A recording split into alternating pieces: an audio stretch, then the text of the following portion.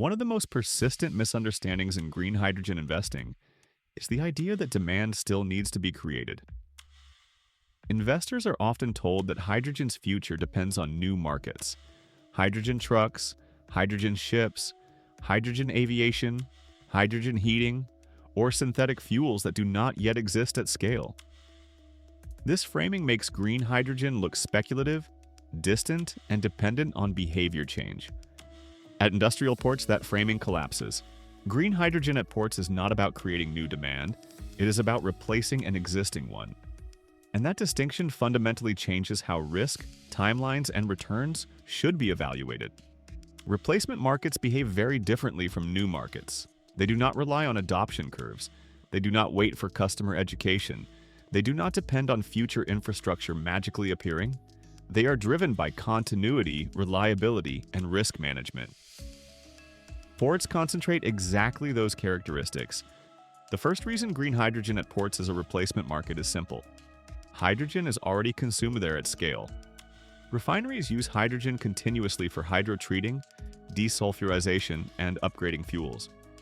Chemical plants rely on hydrogen as a feedstock for synthesis and intermediates. Fertilizer and ammonia facilities depend on hydrogen as a core input. This hydrogen is not optional. It is integral to daily operations. Without it, throughput drops, product quality suffers, and safety risks increase. In most cases, this hydrogen is produced on-site from natural gas or delivered through industrial gas systems. The molecules already move through pipelines, compressors, storage systems, and control rooms designed for continuous operation. Green hydrogen does not need to invent a market in this environment. It needs to step into an existing one without disrupting it. For investors, this changes the risk profile immediately.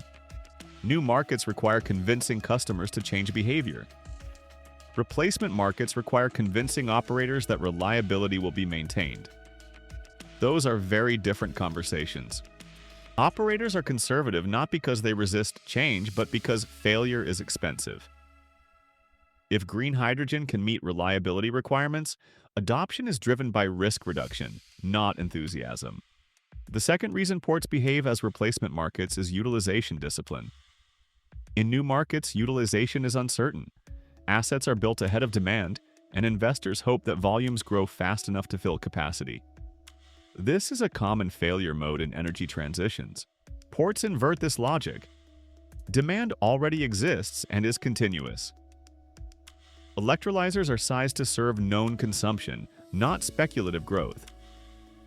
Utilization is not a projection, it is an operational requirement enforced by the surrounding industrial system. This matters because utilization is the single most important variable in green hydrogen economics. Electrolyzers are capital intensive. Their cost per kilogram falls dramatically as run hours increase.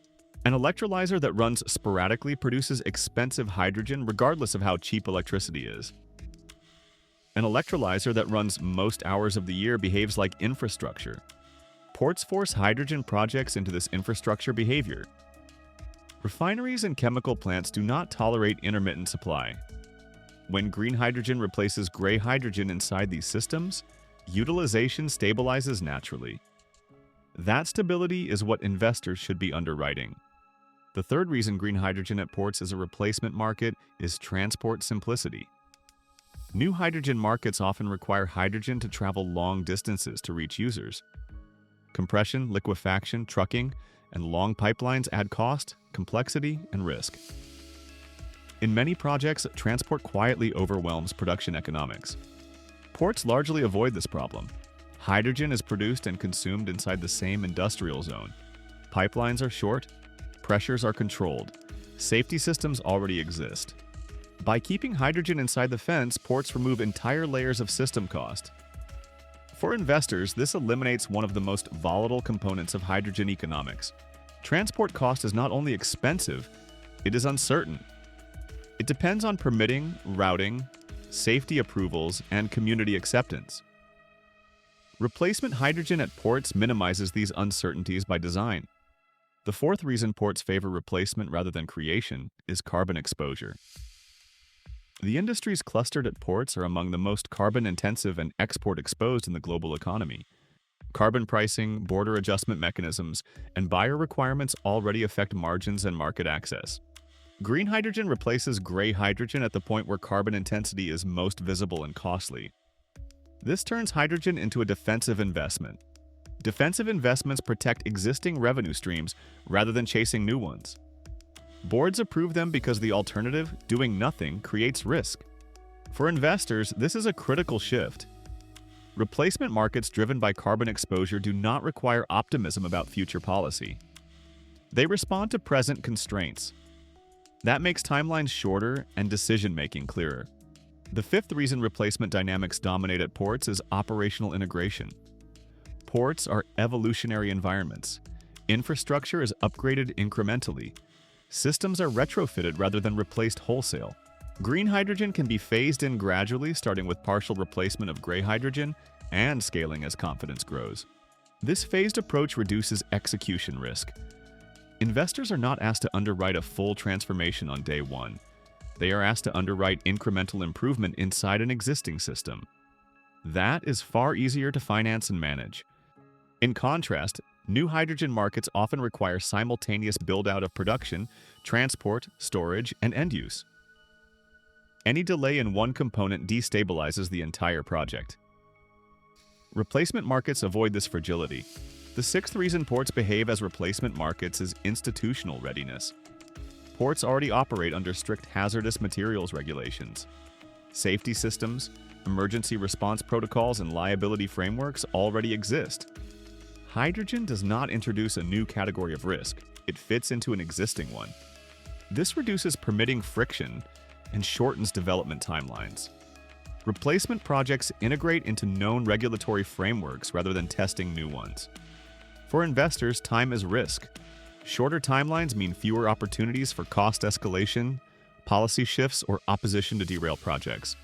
Understanding green hydrogen at ports as a replacement market also explains why many inland hydrogen projects struggle. Inland projects often attempt to create demand while building infrastructure simultaneously. They assume hydrogen will find a market once it is produced. When that market does not materialize quickly, utilization collapses and economics fail. Ports do not suffer from this problem. Demand is already there. The question is not whether hydrogen will be used, but how it will be supplied. This distinction also reframes the role of subsidies. In new markets, subsidies are often required to stimulate demand. In replacement markets, subsidies accelerate substitution but are not the sole driver.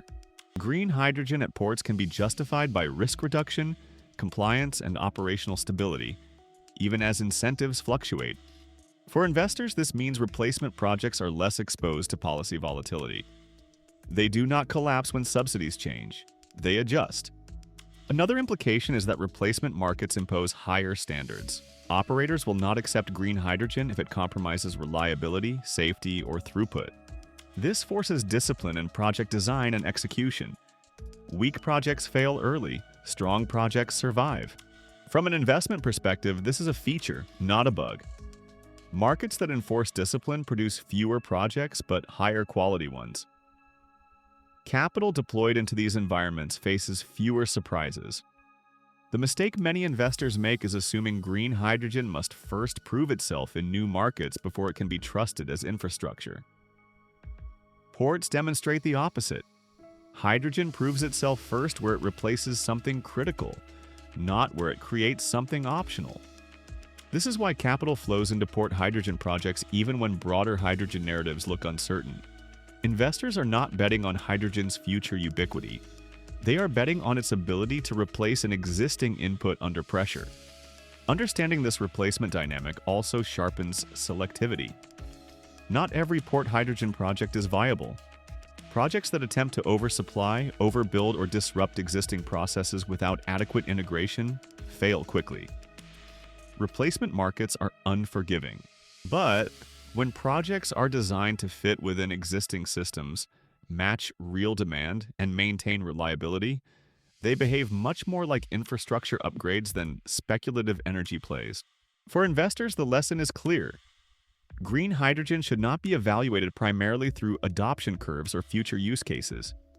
It should be evaluated through replacement logic. What is being replaced? How critical is it? How continuous is demand? How sensitive is the system to disruption? Ports provide clear answers to these questions. That is why green hydrogen economics stabilize there first. Green hydrogen is often presented as a story about transformation. At ports, it is a story about continuity. And continuity is what infrastructure investors understand best. If you want to learn how to evaluate green hydrogen projects through replacement dynamics, utilization discipline, and execution risk, rather than speculative demand growth, that is exactly the framework developed inside H2 Hub by Renee Energy for investors and advisors focused on real-world performance.